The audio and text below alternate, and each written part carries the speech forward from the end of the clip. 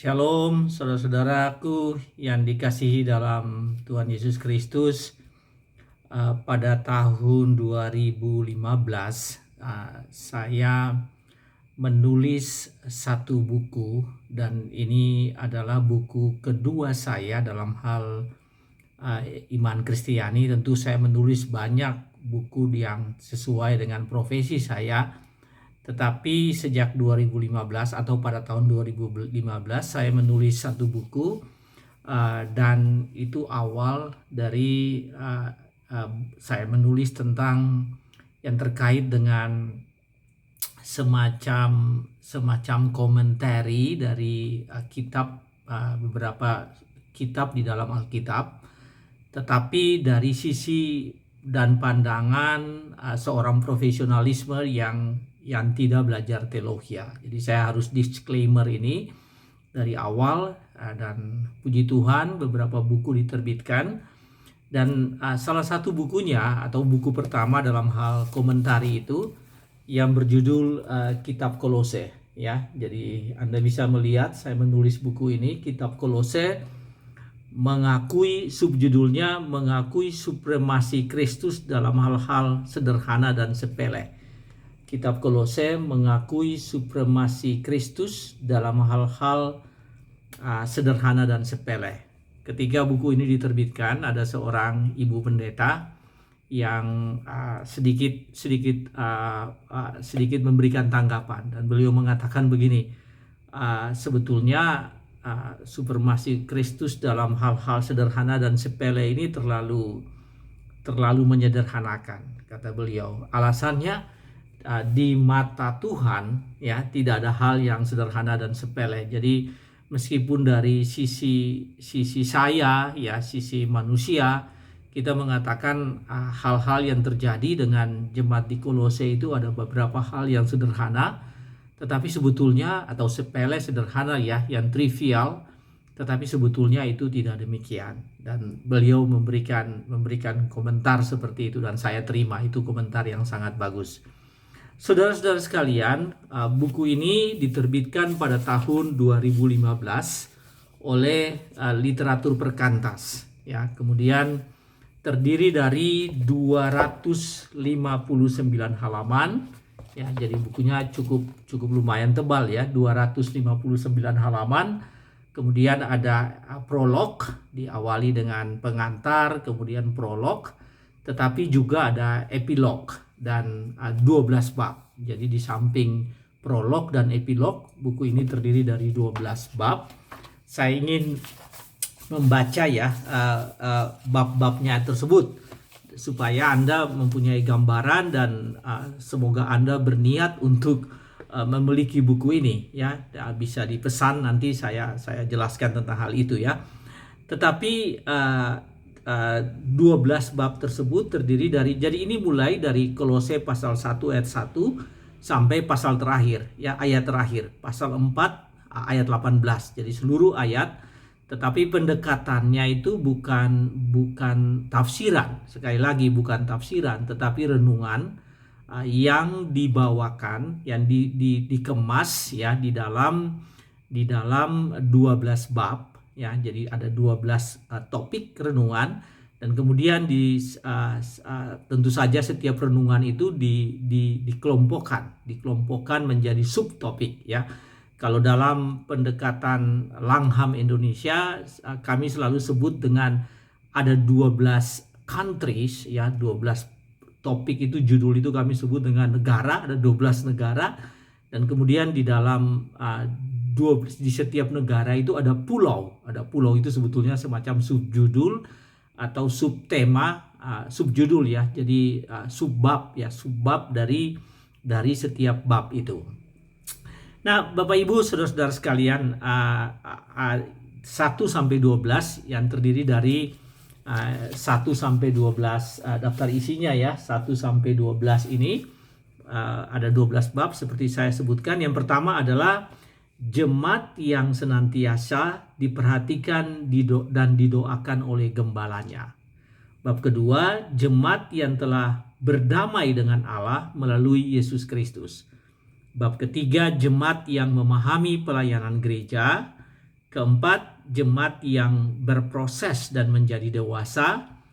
Kelima, jemaat yang diingatkan akan bahaya penyesatan. Keenam, jemaat yang memiliki tujuan hidup yang baru. Ketujuh, jemaat yang meninggalkan kehidupan lama. 8, jemaat yang mengenakan pakaian baru. 9, jemaat yang mengucap syukur. 10, jemaat yang memelihara relasi keluarga.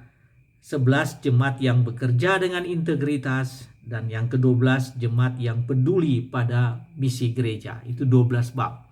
Jadi memang sengaja saya mengawali seluruh bab itu, setiap bab itu dengan jemaat yang, karena memang ini ditujukan kepada jemaat ya, dan tentu saja Rasul Paulus berharap bahwa memang surat itu nantinya dipraktekkan oleh jemaat dan pembaharuan dan pengembangan jemaat. Sehingga judulnya seperti tadi ya, saya memberikan judul setiap bab diawali dengan jemaat yang senantiasa diperhatikan, jemaat yang telah berdamai dengan Allah, dan seterusnya sampai bab yang ke-12, jemaat yang peduli pada misi gereja. Kemudian sebelum bab-bab tersebut ada prolognya dan kemudian epilognya.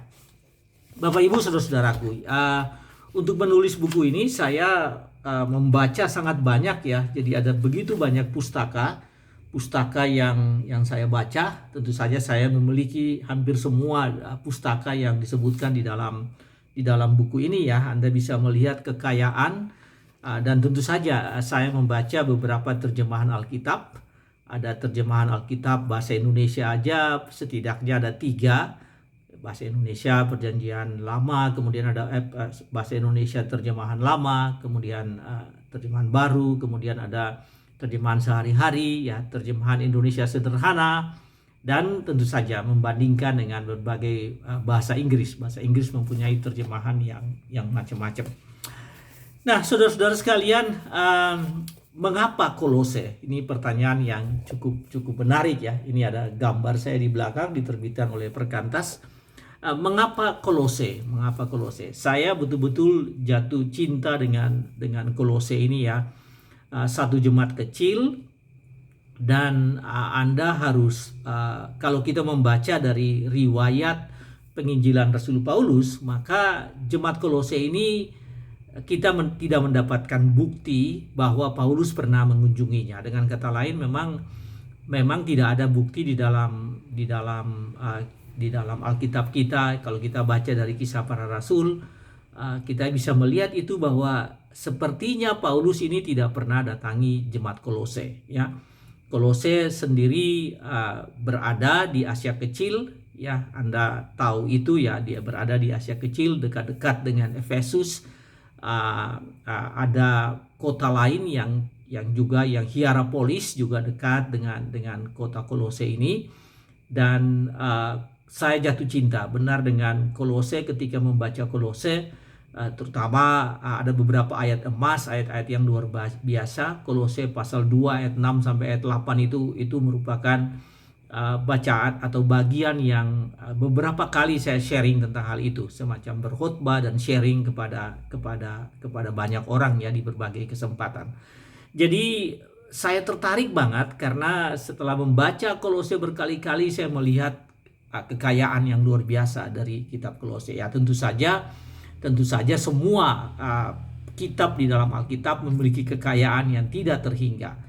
Dan semakin kita mendalami, maka kita makin melihat bahwa begitu banyak yang harus kita gali terus ya. Itulah kekayaan firman Tuhan yang memang begitu kaya dan terbuka hal-hal yang baru bagi kita setiap hari. Jadi saya jatuh cinta betul dengan Kolose ini. Dan kemudian pada tahun 2012 secara intensif saya melakukan studi pribadi saya, membaca Kolose, dan itu kira-kira beberapa kali mulai tahun 2012. Jadi kalau sekarang 2024 ya lebih dari 10 tahun yang lalu ya saya membaca kitab Kolose itu, dan kemudian berkali-kali sharing firman Tuhan tentang hal itu, dan pada akhirnya saya tertarik banget dengan Kolose. Saya punya kesempatan untuk mengunjungi tempat-tempat yang di sekitar Kolose ya. Saya mengunjungi di sana dan membuat saya makin tertarik ya, terhadap kota lama, kota Kolose ini yang sekarang sudah tidak ada lagi bekas-bekasnya ya. Masih ada bekas-bekasnya, maksud saya adalah kota peninggalan ya, zaman lama ya.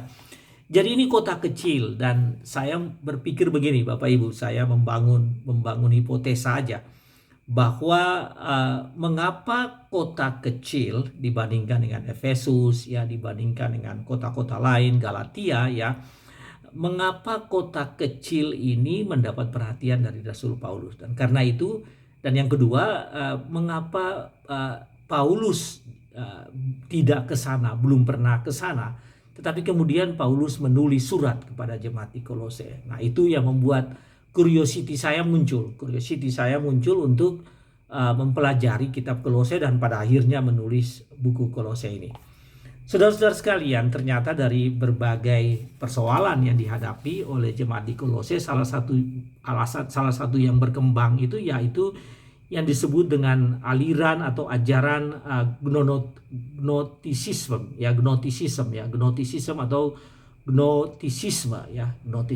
begitu berkembang. Apa itu gnotisisme? Aliran ini berasal dari kata Yunani gnosis ya, yang berarti pengetahuan. Penganut ajaran ini mengklaim bahwa mereka memiliki pengetahuan khusus dan rahasia yang tidak dimiliki oleh orang Kristen pada umumnya.